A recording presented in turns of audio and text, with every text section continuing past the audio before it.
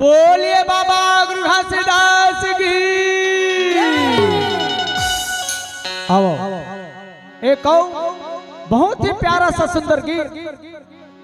उदाई दादा के संदर्भ में जे गीत के बोल है करम के गति बड़ा न्यारी हावे भाई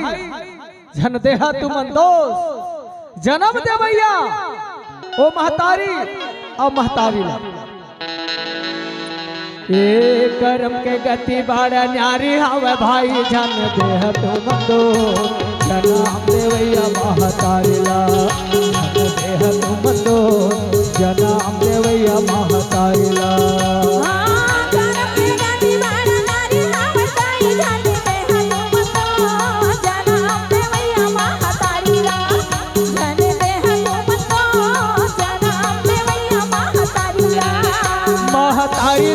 हो धन देह तुम दोस्त जन्म देवैया महतारी धन देह तुम दोस्त जन्म देवैया महतारी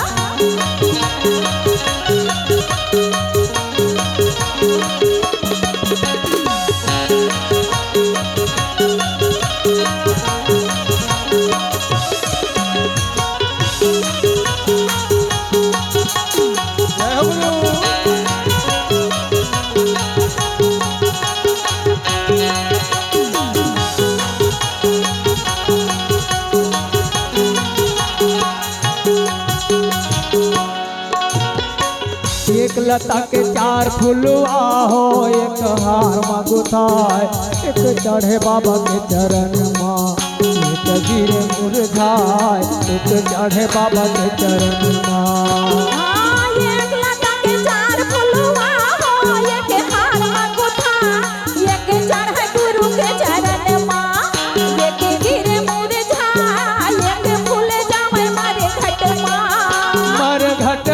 हो जन देह तुम दोस्त जन्म देवैया महतारी जन देह तुम दोस्त जन्म देवैया महतारी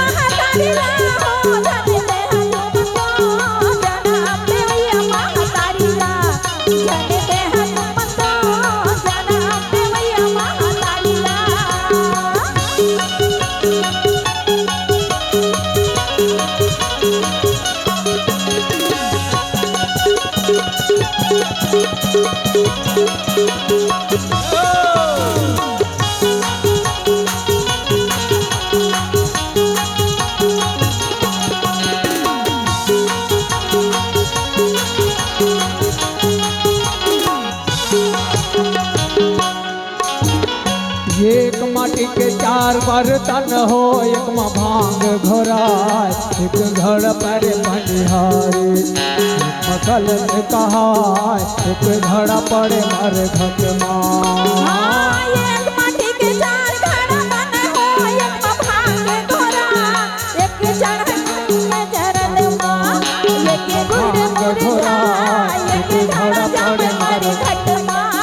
मर घट माँ हो जन्म देवैया महतारी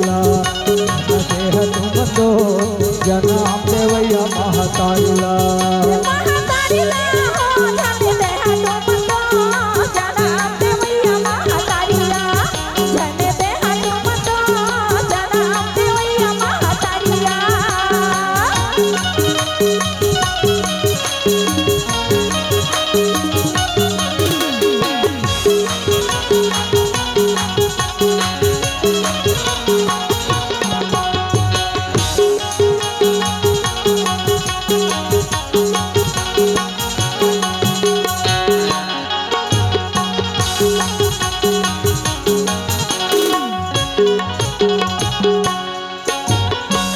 एक गैया के चार बछुरा हो एक नांगर में फंदाय एक बने भोला जी के नंदी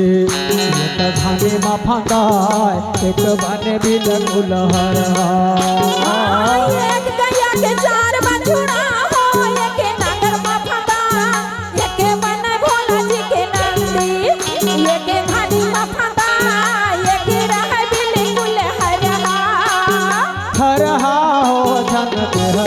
दो जनाम देवैया महतारिला जन देह तुम दो जनाम देवैया महतारिला महतारिला हो जन देह तुम दो जनाम देवैया महतारिला जन देह तुम दो जनाम देवैया महतारिला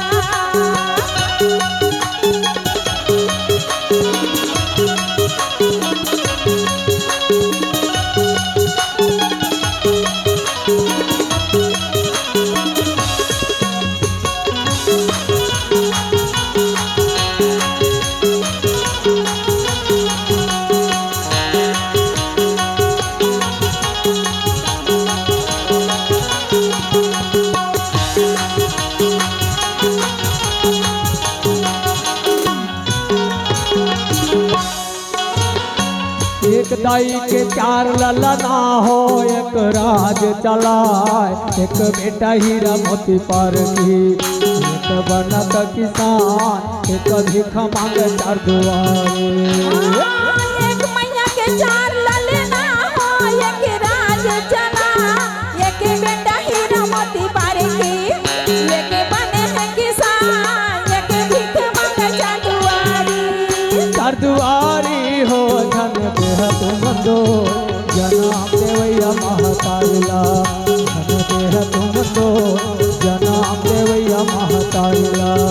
महतारिला हो धन देह तुम दो जनाम देवैया महतारिला धन देह तुम दो जनाम देवैया महतारिला धन देह तुम दो जनाम देवैया महतारिला धन देह तुम दो जनाम देवैया महतारिला। बोलिए अपने अपने जन्मदायिनी माता